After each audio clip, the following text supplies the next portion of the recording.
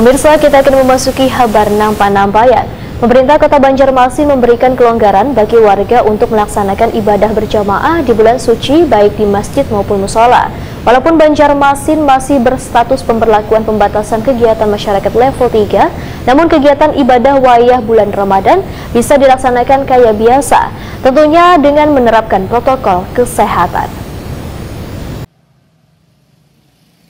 Pemerintah Kota Banjarmasin memberikan kelonggaran bagi warga untuk melaksanakan ibadah berjamaah di bulan suci baik di masjid maupun musola. Walaupun Banjarmasin masih berstatus pemberlakuan pembatasan kegiatan masyarakat level 3, namun kegiatan ibadah wayah bulan Ramadan bisa dilaksanakan kayak biasa, tentunya dengan menerapkan protokol kesehatan. Demikian dipedahkan Wali Kota Banjarmasin Ibnu Sina Wetakuni Primati jelang tengah hari Selasa, 15 Maret 2022. Ibnu Sina menyatakan, berbeda dengan kegiatan ibadah, untuk berbagai kegiatan yang mengumpulkan orang banyak masih dilakukan pembatasan, di antaranya kadang membuka kegiatan pasar wadah yang biasa dilaksanakan oleh pemerintah Kota Banjarmasin. Ibnu Sina menambahkan, pemerintah kota akan melakukan evaluasi pada awal-awal masuki bulan Ramadan terkait berbagai kegiatan yang telah dilakukan warga.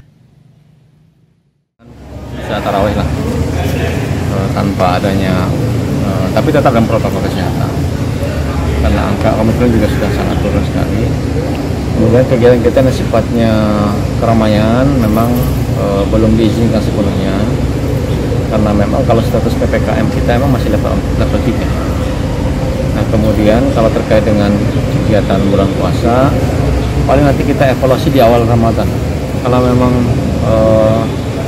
angkanya memang sudah sangat ini sekali, kemudian lagi bisa turun ke level 2, kami juga memberikan izin mungkin kepada masyarakat yang ingin, ya biasanya kan kita di 10 hari terakhir ada i'tikaf di masjid, kemudian juga ada kegiatan malam salikur, kira-kira mungkin masih diizinkan aja.